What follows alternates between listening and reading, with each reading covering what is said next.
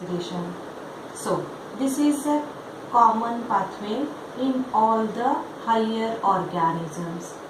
During this pathway, the glucose molecule undergo the complete oxidation. Complete oxidation of the glucose molecule takes place. It leads to the formation of CO2 and H2O. So the overall reaction of the anaerobic respiration, C6H12O6 plus 6O2, it gives rise to 6CO2 plus 6H2O plus large amount of energy is released. This process occurs inside the mitochondria. It occurs inside the mitochondria. As the amount of energy is released, this mitochondria is called as a powerhouse of the cell. So, during this one, what are the events takes place during the process of the aerobic respiration? The events that occurs during the aerobic respiration mainly includes the two steps.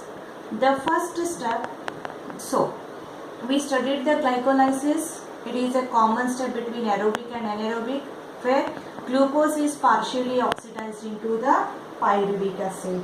Now it includes, during the aerobic respiration, whatever the pyruvic acid is formed, this pyruvic acid undergo the complete oxidation.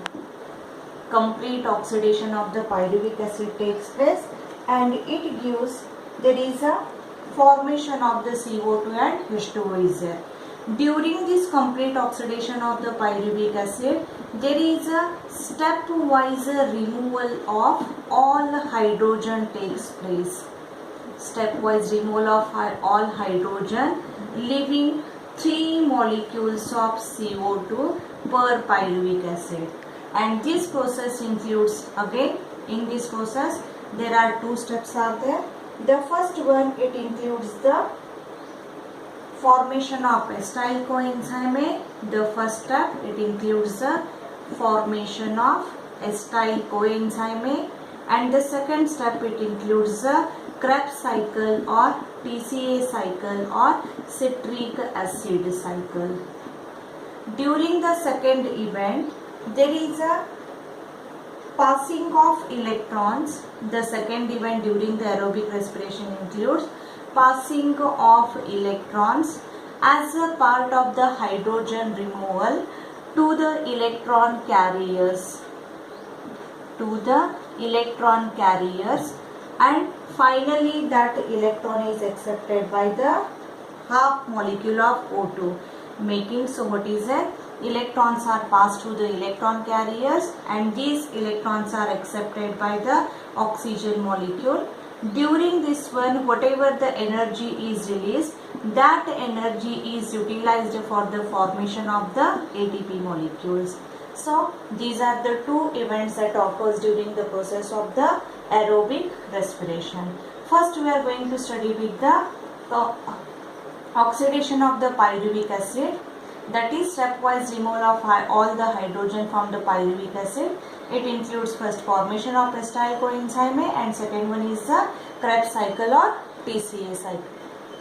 Formation of acetyl coenzyme A or oxidative decarboxylation. During this process, the pyruvic acid, end product of the glycolysis, undergo the oxidative decarboxylation with the help of the enzyme pyruvate dehydrogenase. The enzyme is the pyruvate dehydrogenase. During this process, one coenzyme A is added, one CO2 is released, and there is 2 hydrogen atoms are removed from the pyruvic acid. Those are accepted by NAD, and NAD is forms into or reduced into the NADH2. So there is a formation of a acetyl coenzyme A is there. Acetyl coenzyme A. Pyruvic acid, 3 carbon containing substance. 2 molecules of pyruvic acid are converted into 2 molecules of 2 carbon containing acetyl coenzyme A with removal of 2 CO2 molecule. So As here the dehydrogenation takes place and the decarboxylation takes place, this process is called as oxidative decarboxylation. The enzyme is the pyruvate dehydrogenase enzyme. This step, it is called as a gateway step or transition phase. This step, it is called as a gateway step, transition phase or preparatory phase of Krebs cycle. Preparatory phase of the Krebs cycle. So this cycle, it occurs, this step, it occurs in the matrix of mitochondria.